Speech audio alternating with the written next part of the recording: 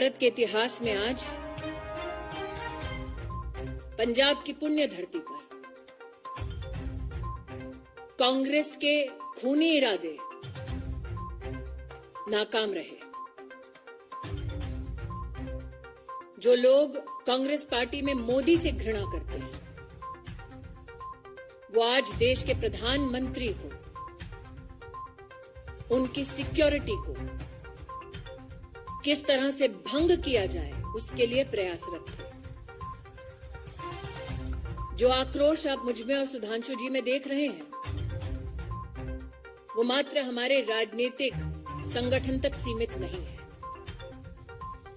हमने बार बार कहा, नफरत मोदी से कांग्रेस को है,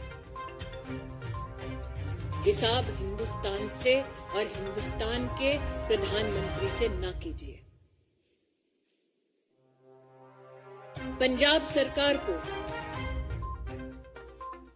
कांग्रेस को आज जवाब देना होगा। प्रधानमंत्री किस रूट से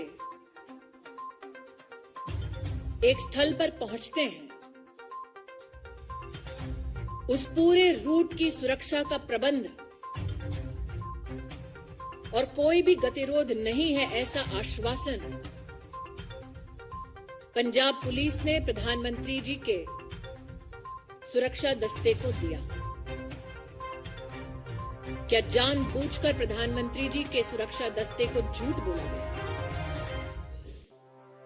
प्रश्न 2,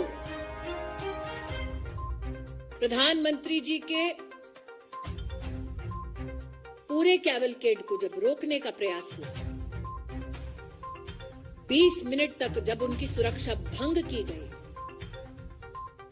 जिन लोगों ने प्रधानमंत्री की सुरक्षा को भंग किया, उन लोगों को प्रधानमंत्री की गाड़ी के पास तक, उस स्थल तक किसने और कैसे पहुंचाया? क्योंकि हिंदुस्तान में हर नागरिक जानता है कि प्रधानमंत्री की इस वक्त की मूवमेंट कहां, कब, कैसे हो रही है, यह साधारणतः जानकारी उपलब्ध नहीं होती। उस क्षण किसने उन लोगों को फ्लाईओवर पर भेजा, ठहराया, व्यवस्था की, इसका जवाब पंजाब की कांग्रेस सरकार को देना होगा। इस घटनाक्रम के दौरान कांग्रेस के युवा नेतृत्व ने जोश का, उत्सव का इजहार किया।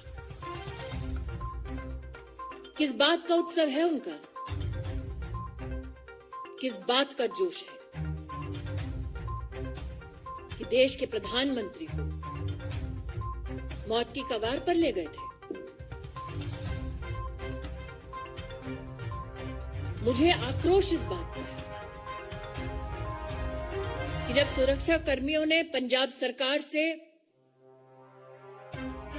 उस समय संपर्क साधने की कोशिश की, तो मुख्यमंत्री के दफ्तर से किसी ने भी संवाद नहीं किया। किस बात का इंतजार कर रही थी कांग्रेस की सरकार पंजाब में? शायद इसीलिए मीडिया में जो रिपोर्ट्स हैं कि लौटते वक्त प्रधानमंत्री जी ने, शायद मीडिया में कुछ लोगों ने इसको रिपोर्ट किया है कि चन्नी जी के लिए संदेश दिया कि जिंदा लौटा। मैं आज कांग्रेस पार्टी से कहना चाहती हूं, नरेंद्र मोदी देश के प्रधानमंत्री बने देश के नागरिकों के वोट और आशीर्वाद से। उन्हें ध्वस्त करना है तो इलेक्शन में करते हैं। इस साजिश रचने की क्या जरूरत थी? इन सभी सवालों को मात्र मैं या सुधांशु जी नहीं पूछ रहे, राष्ट्र भर में ये सवाल उठ खड़े हुए हैं। लेकिन वो लोग जो इस षड्यंत्र का हिस्सा है, उनसे कह दो कि मेरा विश्वास है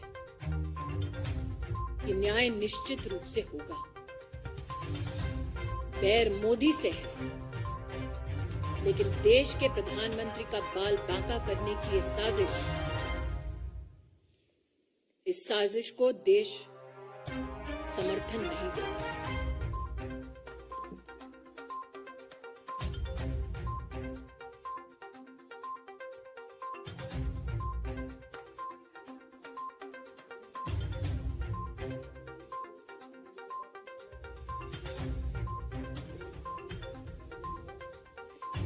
नीरज जी, आप इतने वर्षों से पत्रकारिता कर रहे हैं, प्रधानमंत्री का दस्ता इस वक्त कहां है?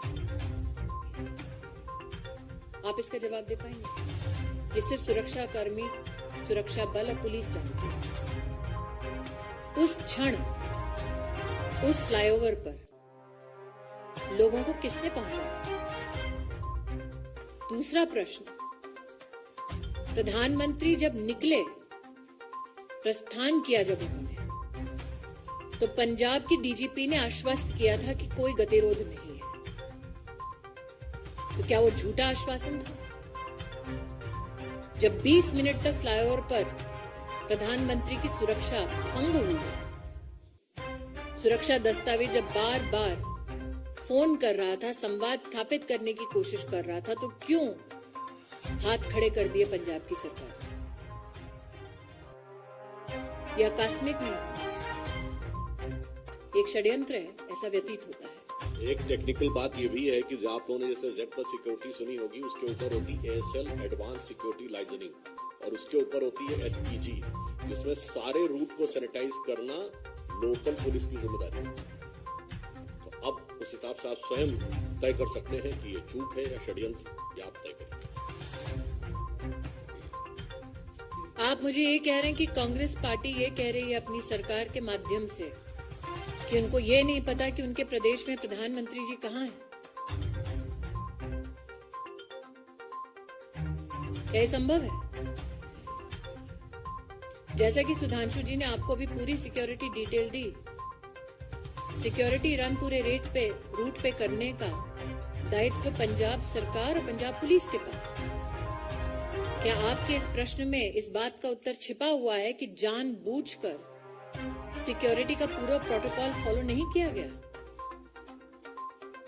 एक बिंदु और भी है इसमें, जवाब पंजाब सरकार देगी या कांग्रेस पार्टी देगी प्रधानमंत्री जी के रूट पे। और चिंता मत करिए, प्रधानमंत्री जी का रास्ता कांग्रेस रोकती रही और देश की जनता मार्ग प्रशस्त करती रही। उन पे आ जाते सुरक्षा कर्मियों के लिए तो शायद प्रेस कॉन्फ्रेंस करने की नौबत नहीं आती। और पंजाब के मुख्यमंत्री, उनकी कितनी काबिलियत है, ये कांग्रेस पार्टी के पंजाब प्रदेश के अध्यक्ष से पूछे ना। किसको मालूम नहीं था?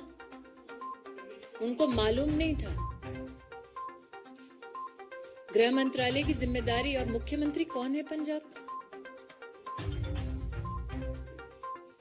उनको मालूम नहीं था कि पंजाब पुलिस ने किस प्रकार का आश्वासन दिया है, क्या सिक्योरिटी प्रोटोकॉल है? उनको मालूम नहीं था कि उनको और उनके ऑफिस को संपर्क करने का प्रयास कर रही थी सिक्योरिटी डिटेल? उनको मालूम नहीं था। लेकिन उन लोगों को मालूम था जिनको प्लांट किया गया फ्लाईओवर के ऊपर। मुख्यमंत्री को मालूम नहीं। जी, pawns have been sacrificed. यादें को त्यागा है। बिसात जिसने बिछाई, जवाब उसको देना है। प्रधानमंत्री जी की सुरक्षा का निर्णय राज्य स्तर के एजेंसीज रहती हैं कि जिले स्तर पे? और जो आपने कहा कि वो कह रहे हैं कि उनको मालूम नहीं था, इससे स्पष्ट है कि पंजाब के मुख्यमंत्री का पार्टी संगठन से तो समन्वय था नहीं और प्रशासन से भी समन्वय नहीं। तो ये जो स्मृति जी ने कहा, सरकार किस गति या दुर्गति के साथ चल रही है पंजाब में, यह स्पष्ट हो जाता है।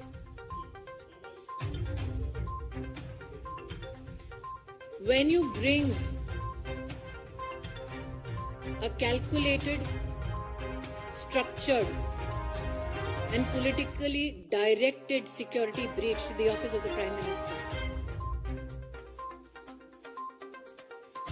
you sully the name of the institution, you sully the office that you hold, but more so, can somebody who is a part of an administration that is responsible to provide security deliberately partake in dereliction of duty so that the Prime Minister is brought to physical harm?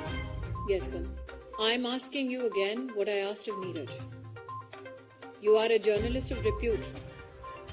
Can you currently tell me where can a political leader who has the highest security in this country be physically right now be available? That is an information only available to security agencies and police that is supposed to give ground cover. It seems now from the questions that have been posed in this conference that the CM of Punjab did not know where the Prime Minister was. But 5, 6, 7 men were a few feet away from the Prime Minister, which the DGP claimed was an area clear.